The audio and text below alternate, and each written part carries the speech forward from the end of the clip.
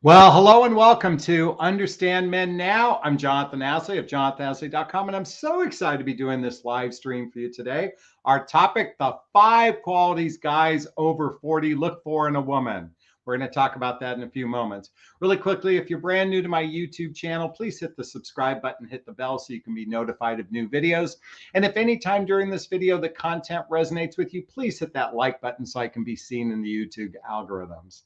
Also, my coaching is what I call heart-centered radical honesty. It's direct, a little tough love, and a lot of heart. And occasionally I use expletives to enhance a sentence. So if an F-bomb or two isn't your cup of tea, I suggest logging off right now. Lastly, these are my thoughts, my perceptions, my opinions. By no means do I suggest this is the truth. You have to decide the truth for yourself. My coaching is rather contrarian. So if I shift your perspective a little bit, then hopefully I've improved your life. All right, let's talk about those 5 qualities guys over 40 look for in a woman. All right, the reason why I'm a midlife dating and relationship coach, and midlife is after baby making years and before retirement, is because there's a big difference in human behavior and human interaction, for a big difference between those in their 20s and 30s versus those in their 40s, 50s, and 60s. And one of the primary reasons is roughly, I believe, 75% of singles who are actively in the dating realm over 45 years old are divorced. So with divorce comes a lot of different nuances that you can't apply to those fledglings, and I'm sorry if I've insulted any of you 20 or 30-year-olds, but for those of us boomers, that's what we say, or what some of us say, is people in their 20s and 30s are quite a bit different, and especially men. Men are driven highly by their testosterone. We're driven by our sex drive, and so whenever you hear men are on the hunt, just remember, men are on the hunt for sex and not necessarily a fully committed relationship going, I want a relationship, I want a relationship. So 20s and 30s a little different. Now, here's the thing. Men in their 20s and 30s, when they make the choice to actually decide to start a family with someone, then they're actively on the hunt for a wife. So they operate a little bit differently than those in their 40s, 50s, and 60s, because a significant number of people, as I mentioned earlier, are divorced. And with a lot of divorced people, the last thing they want to do is get married. So can you see how there's a conflict in the way people operate? And certainly not all men in their 20s and 30s are looking for a wife, but a significant percentage are looking for lack of a better word, the mother of their children. So they're going to be more intentional in the process. Okay, so let's come back to the over 40 crowd, because this is what this conversation is about. And I want to lean into how men operate differently in their 40s, 50s, and 60s. And as I said before, since they're not on the hunt for a wife, in other words, someone to raise babies with, make babies and raise babies, and of course there's the exception to the rule, men and women do operate quite a bit differently. So what I'm about to share, even though they're the 5 qualities men look for, men over 40 look for in a woman, these actually go for both genders. In other words, men and women alike are actually seeking what I'm about to share. So I'm going to put on my trusty glasses, and here's my notes. There we go. The 5 qualities guys look for in a woman, and we're going to get started in here. So get started today. So number one, men are seeking competence. And what I mean to say, and by the way, as I said before, this goes for both genders. So ladies, you're seeking competence as well. And what I mean to say is, a significant number of people in midlife, their life is in chaos. They're a train wreck. Maybe they're going through a nasty divorce. Maybe they have issues with their children. Maybe they have health issues. In other words, their life is in a bit of chaos. So men and women alike, and men in particular, we are looking for women who are competent. In other words, they have their act together. They have their act together. And ladies, you know this too, because you don't want to date someone who doesn't have their act together. And while women can be oftentimes very accommodating in this particular case, both men and women alike are seeking a level of competence. In other words, do you have your house in order? Do you have your life in order? And that's not to suggest that we won't have chaos in our lives. Of course, we're going to have those, but it's how you navigate that in your life. And what's interesting is, and I'm going to talk about this a little bit later, is one of the signs of emotional maturity is, do you take personal responsibility for your choices? So while your life might be in chaos, are you blaming others for your lot in life, or are you taking ownership? And for those who take ownership, even if there's a little bit of chaos going on in someone's life, that's okay, because we'll choose that person if they're competent and they take ownership in their life. So that's really one of the key fundamentals of emotional maturity, is you take ownership in your life even when things aren't going well. Okay, number 2 is nurturing. That's right. Now, women are supposed to be natural nurturers, but I'm here to say that one of the things that men and women seek as we age is partnership from the area of taking care of us from a physical perspective. And, listen, I know some of you might be thinking, well, Jonathan, I'm not looking to be a nurse or a purse for someone. Okay. And that's not what I'm suggesting here. But I remember I met someone about 10 years ago who had just started a relationship with a woman. I think they'd been in a relationship for about 6 or 7 months, and they were in their mid 50s at this time. This was a while back. And he ended up getting, I think he got the West Nile virus or something like that. He got sick. And she totally stepped in and took care of him while this was happening. And he was literally out of it for 6 months. And so it could be, for example, it doesn't have to be something like that. It could be COVID. It could be something else. She totally stepped in, helped him, supported him in his life. And he was so appreciative of that. And it endeared him to her, endeared her to him, that he eventually asked her to marry him. And they've been married for, I think, over 9 years now, or something like that. Now, of course, there's always the exception to the rule. I know a lot of you ladies can be nurturing, but to a high value guy, to a man who actually has a level of emotional maturity, we appreciate that nurturing from a woman just as much you appreciate nurturing from a man, because the reality is as we age, shit's going to happen. I mean, we're going to get sick, and it's better to be in partnership with someone where you can support one another through the tough times. So that's certainly something men are looking for. And there are not necessarily every woman is a nurturer, and certainly not every man is a nurturer, but these are things that we pay attention to. And certainly, thankfully, this is an innate quality within women. So you're already ahead of the game there. Okay, number 3. This is emotional connection. And the reality is remember when I was talking about men in their 20s and 30s?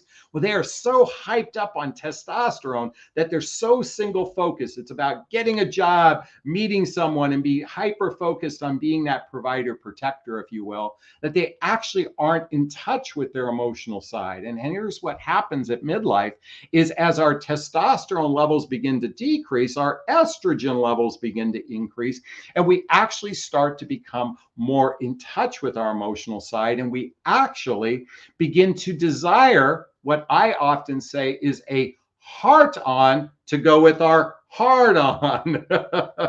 For some men it's like this, though. That's why the blue pill was invented. So I repeat that. A lot of men are seeking a heart on to go with their hard on. Okay.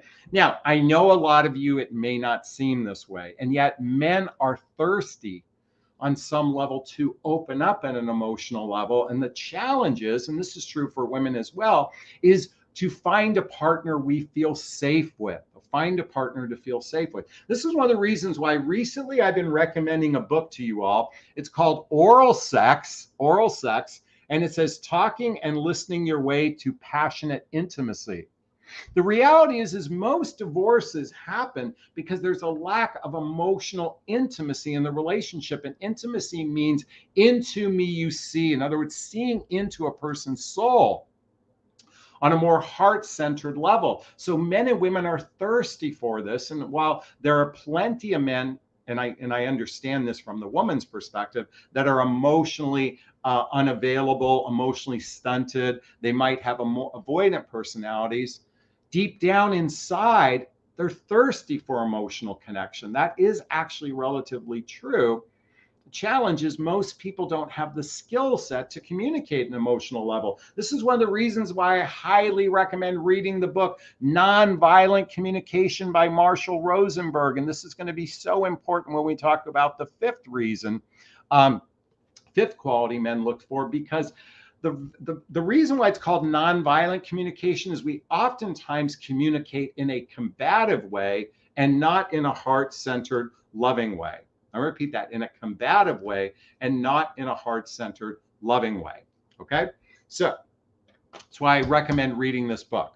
Okay, now we're going to go into the fourth thing, and this is one of my favorites. The fourth quality men are looking for, and that's playfulness. Playfulness.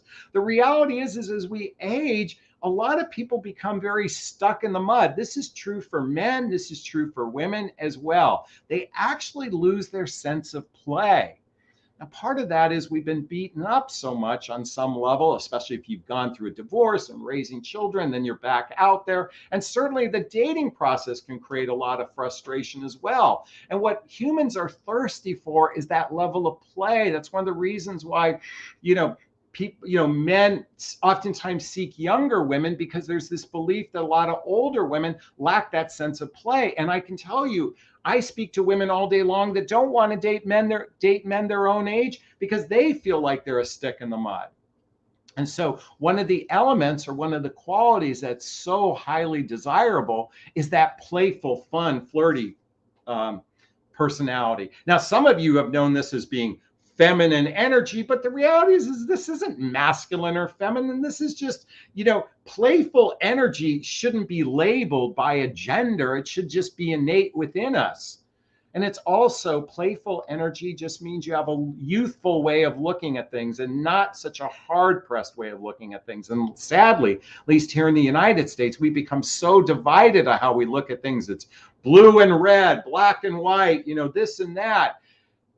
And when it becomes one-sided, it no longer becomes fun to be in relationship with someone, because they're more focused on being right instead of being happy. And one of the fundamentals for a happy relationship is about seeing both points of view from a fun, energetic, playful way. All right, number 5, and this is the last one. And this one's going to be a tough one for a lot of people to hear, because being rational, and this is true for men and women, the desire to be rational. And the sad thing is dating triggers the number one emotional health issue most people face is, I'm not good enough, I'm not lovable, and I'm not likable. And sadly, the dating process triggers a lot of unhealthy emotions and a lot of passive aggressive emotions and such. So, and also jealousy. Oh my God, there's so much jealousy out there because of social media, and are they, the social media aspect and the Instagram aspect and the Facebook aspect has created a lot of jealousy and a lot of unhealthy behavior. And add to that, this sulk, and I'm just going to outline a few behaviors that often happen, is sulking, stonewalling, procrastination, withdrawal, refusal to communicate. These are all behaviors that men and women are both experiencing in the dating realm, and that seems rather irrational. And when a person's behavior is irrational, that's a huge turnoff. And this is true of men and women alike. This is why, when you hear about ghosting and disappearing and stonewalling and breadcrumbing and God, there's so many different new terms, I can't even keep up with them all. It's a lack of emotional maturity. This is why I'm going to spend a few minutes talking about the 5 signs of emotional maturity, and start paying attention for this. Do their actions match their words? Do they take personal responsibility for their choices? Are they in victor consciousness or victim consciousness? Do they know how to fight fair? And fighting fair simply means I listen to your point of view and I accept your point of view as being true for you. And do you listen to my point of view and do you accept it to be true for me?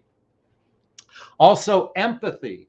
And empathy isn't just I can feel your feelings. Empathy is I care about your feelings and I care about my own feelings from a place of self-love. And if you're not familiar with my book, What the Heck is Self-Love Anyway? What the Heck is Self-Love Anyway? By the way, there's a link to get all of my books that I recommend here. This is a journey of personal development, self-help, and spiritual work. So you can reach that level of inner empathy that allows you to be empathetic to another person. And lastly, transparency.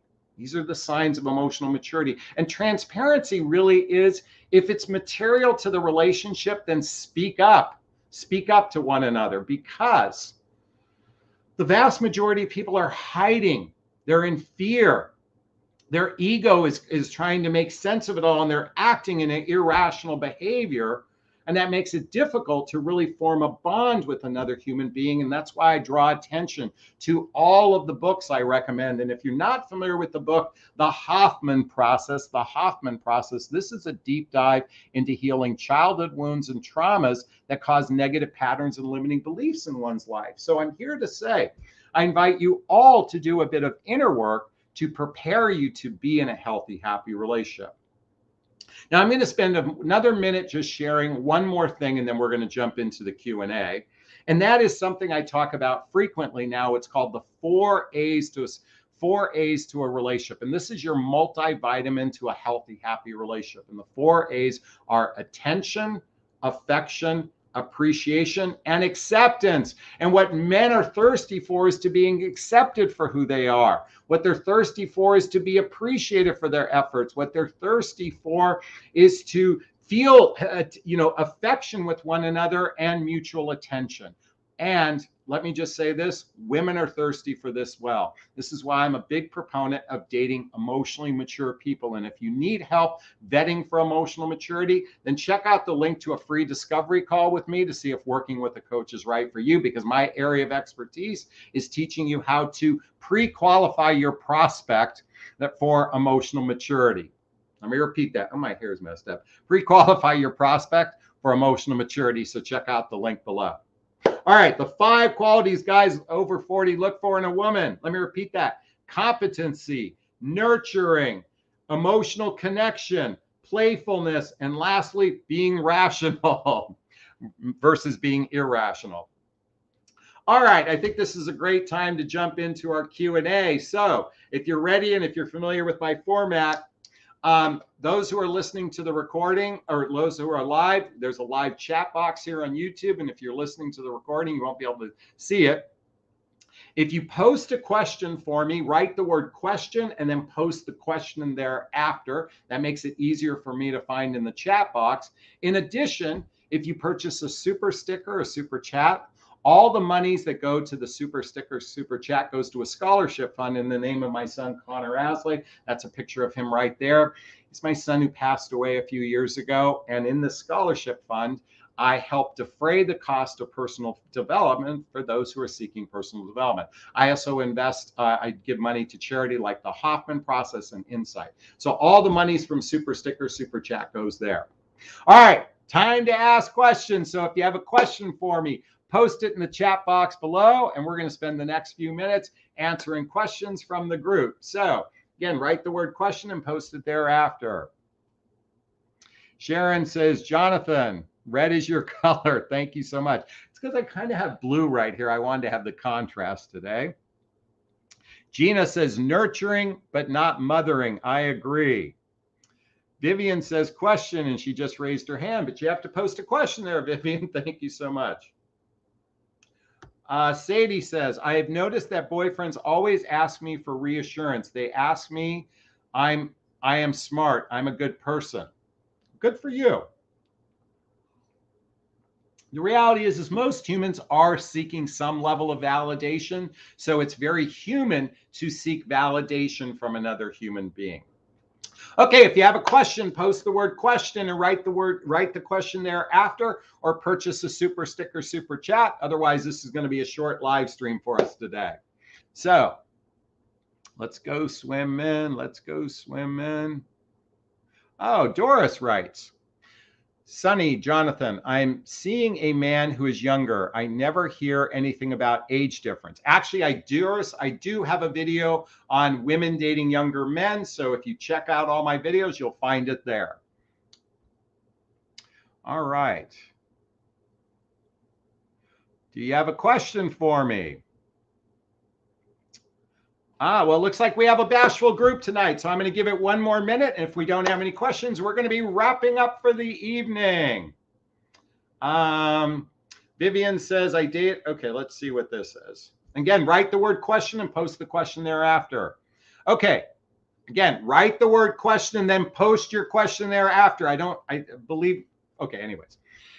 Vivian says, date a guy 55 for 2 weeks. He always talked about future plans together. Since Friday night, he disappeared all of a sudden. Everything was perfect.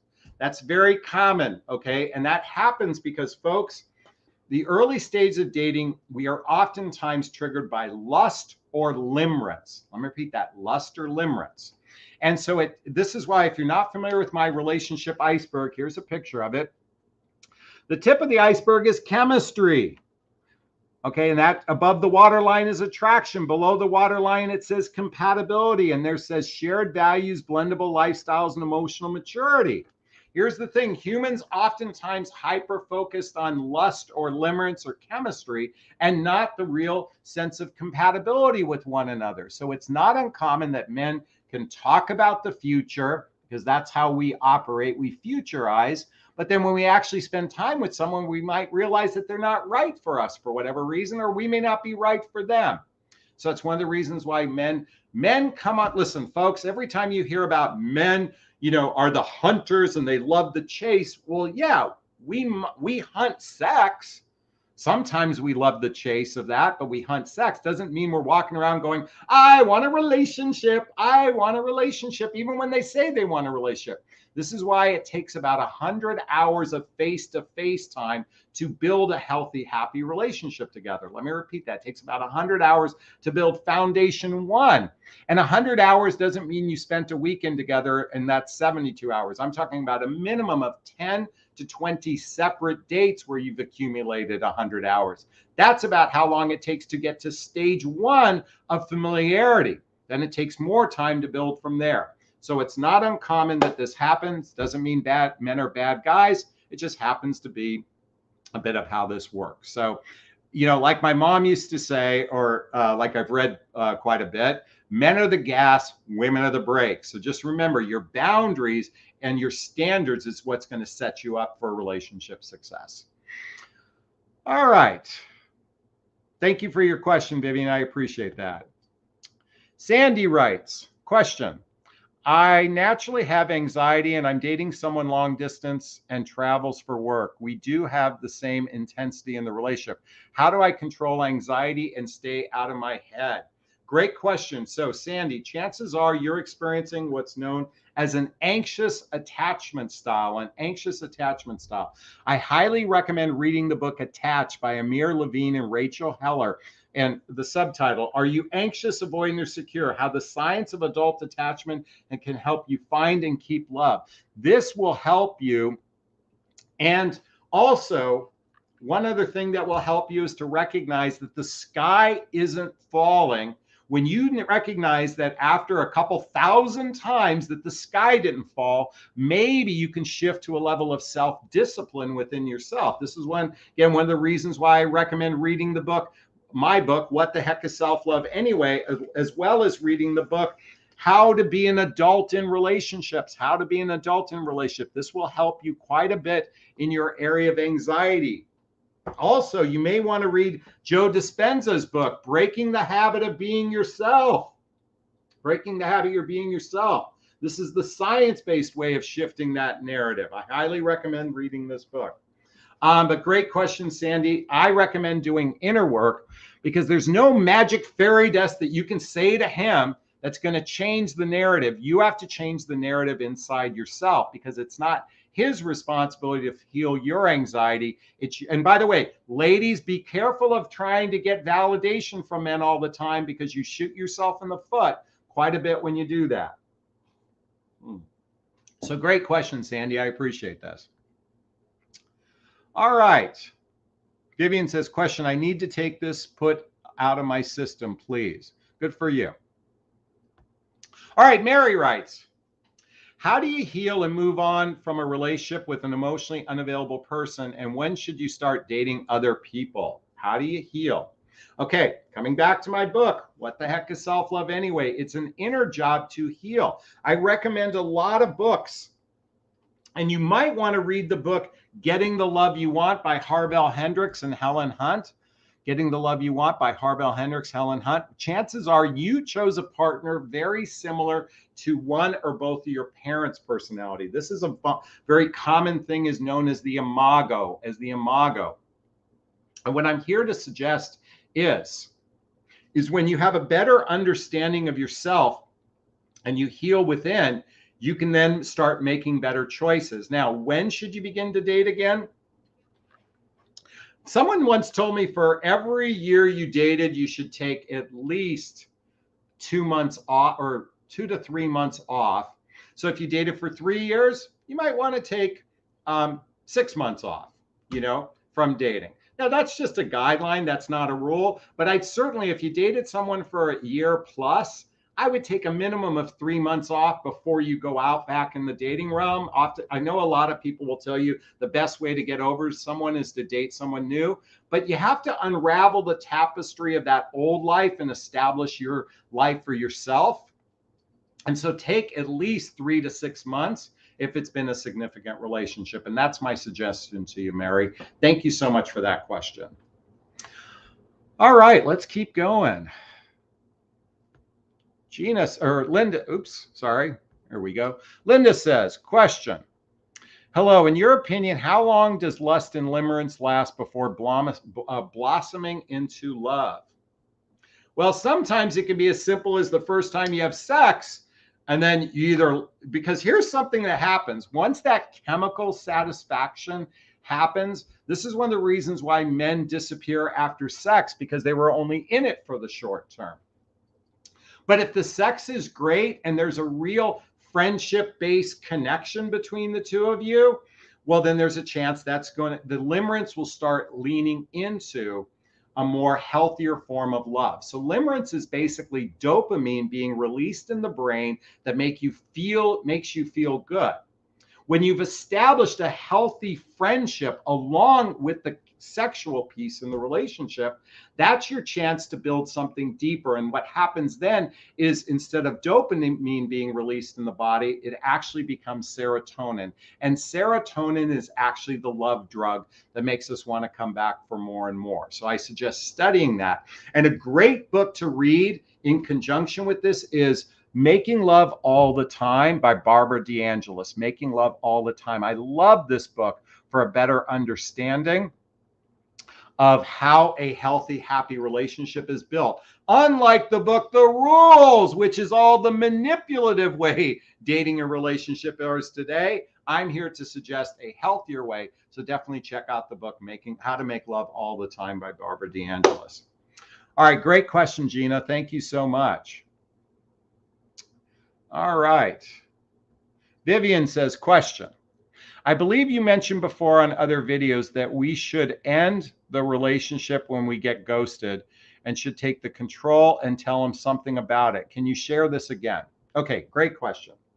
So one of the videos I've shared before is stop being so nice to men. Now, here's the thing. When someone's behavior, someone who's expressed affection, you've been intimate with them, they've actually made promises about the future, and they all of a sudden start pulling away. I know a lot of the dating coaches will tell you to lean back in your feminine energy to give him space to miss you so he can come and claim you.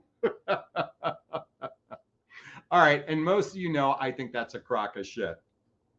And what I mean by that is, yes, sometimes creating space sometimes creates an unhealthy desire to get this person back.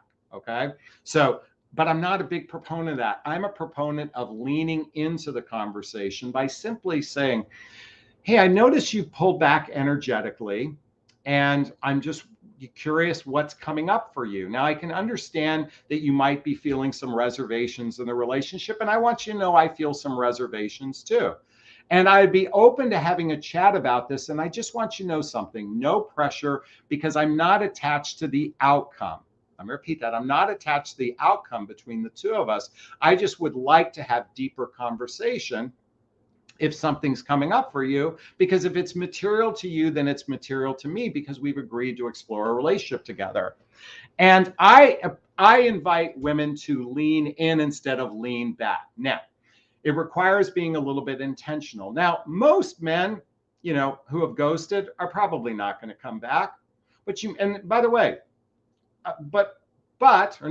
and by opening the door, you create dialogue with one another. Let me repeat that. You create dialogue with one another. And what's so missing in relationships today is a healthy conversation and dialogue between two people. So that's why I'm encouraging communication with one another. And if it requires you to make the effort first, so be it. But Jonathan, that puts me in my masculine energy. And I've been told that masculine energy scares men away. Folks, masculine energy doesn't scare men away. Let me tell you what scares men away.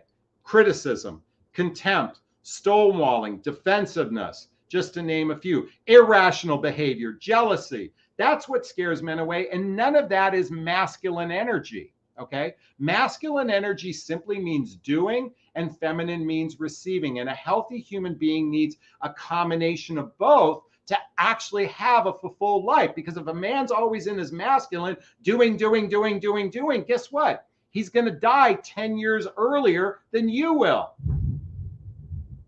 Oh, I just heard lightning outside, or thunder, excuse me. I didn't hear lightning, I heard thunder. So I guess it's raining where I'm living today. Okay, so getting back to this. And feminine energy, if you're just sitting back and you're feminine waiting for a guy, how can you actually engage in a healthy, happy relationship? So I'm here to change the narrative. Men get turned off by unhealthy behavior, just like you get turned off by unhealthy behavior. And I'm here to switch the narrative from making it about masculine and feminine, and let's just focus on healthy human behavior between two people.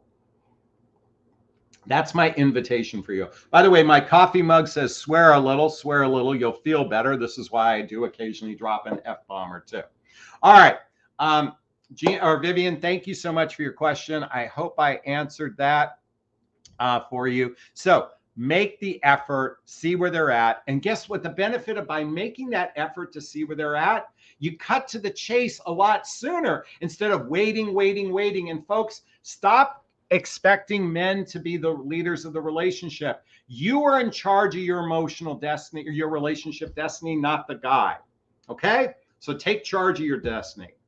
All right, great question, Vivian. Thank you so much. Hazel says, amen. Thank you so much. I appreciate that.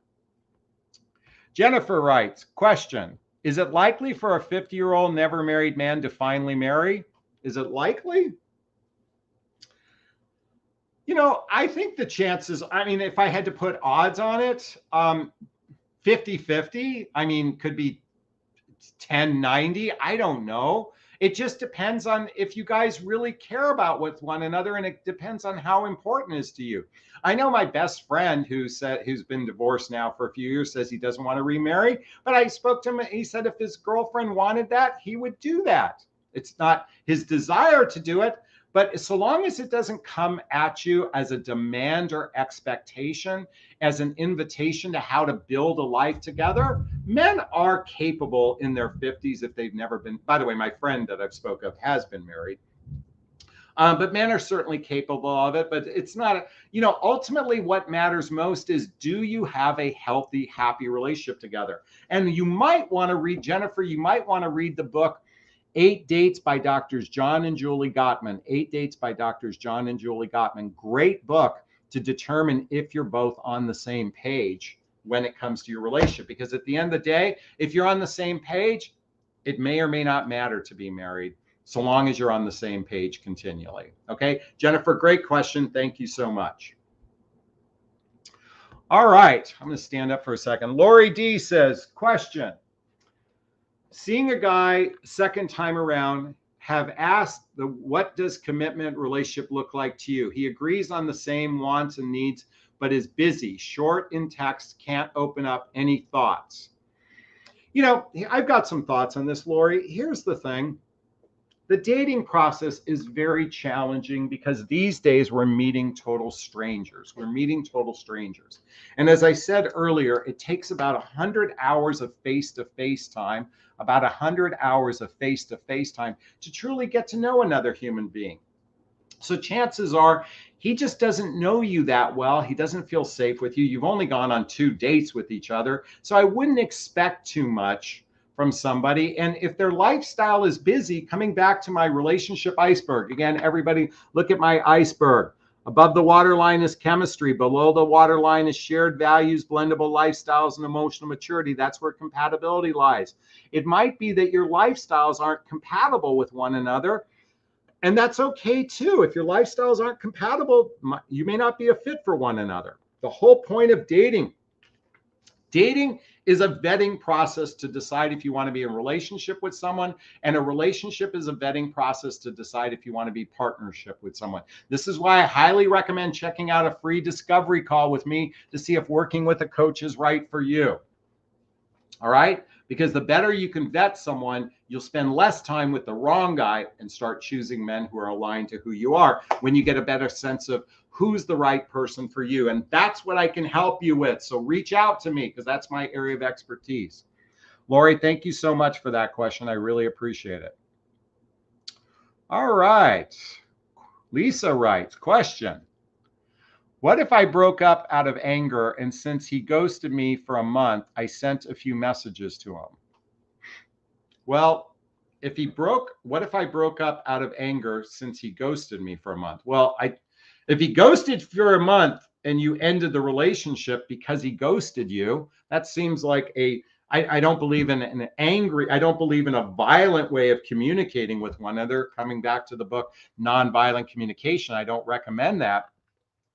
But my thoughts, look, folks, we got to stop fucking around here. Stop having, again, I come back to this book, How to Be an Adult in Relationship. Folks, before the penis goes inside the vagina, read this book, buy 2 copies of the book, 8 Dates, before the penis goes inside the vagina, and read these books together so you don't get attached to the wrong person.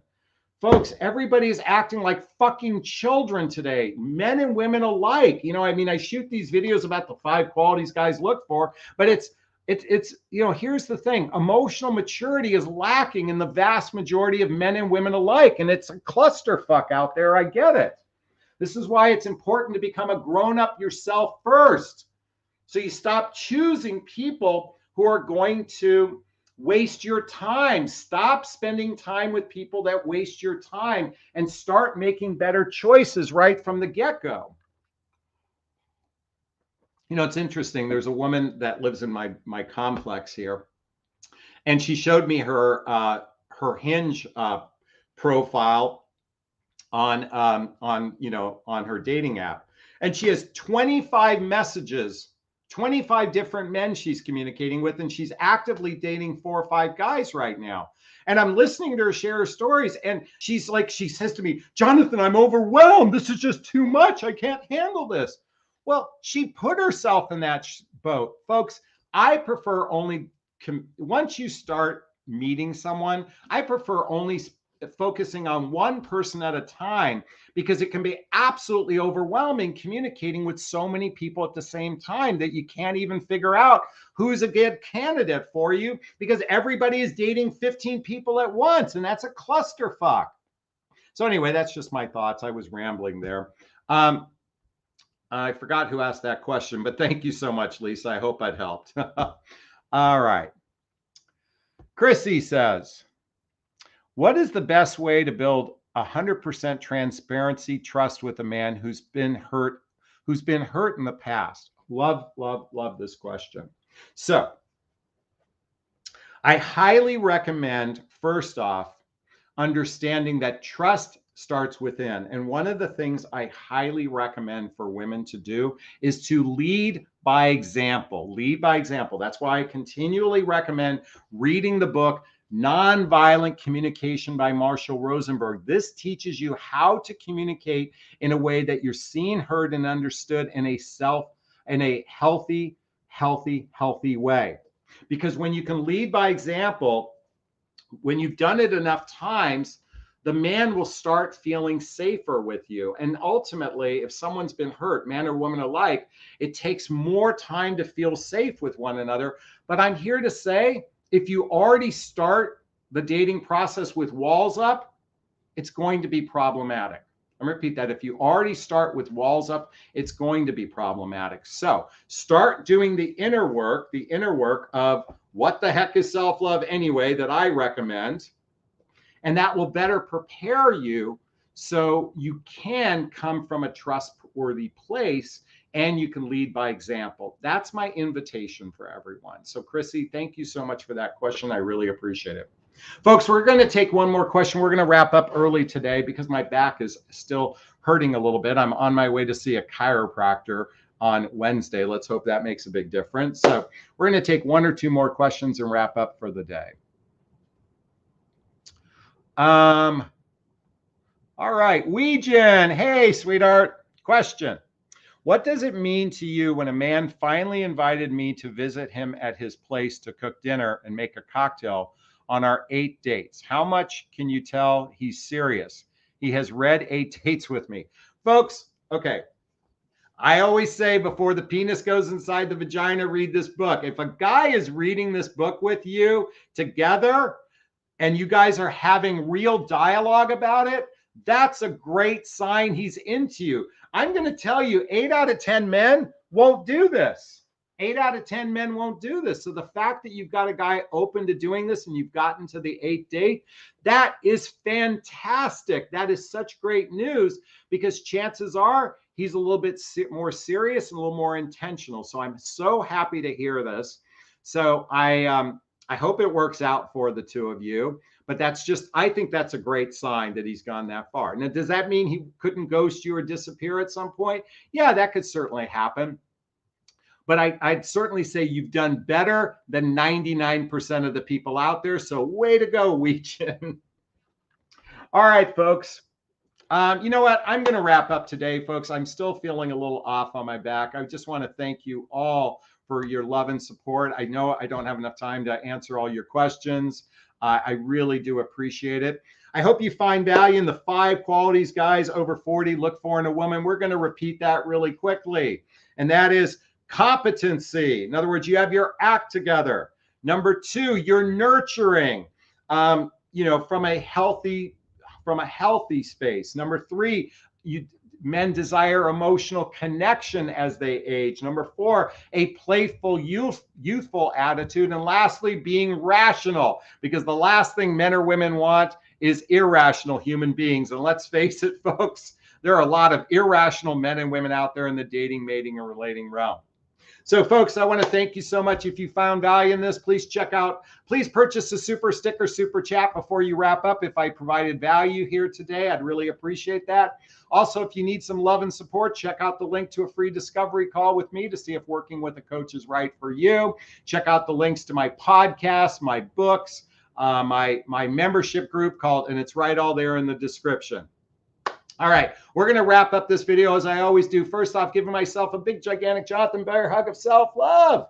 I'm going to reach into the camera and give you a hug of love if that's okay. I'm going to ask you to turn to someone, a pet, a teddy bear, a pillow, and give it or them a hug of love because hugs are a great source of love. And let's face it, we could all use more love in our lives. I want to thank you all so much and wishing you a wonderful day. Thanks so much. Bye now.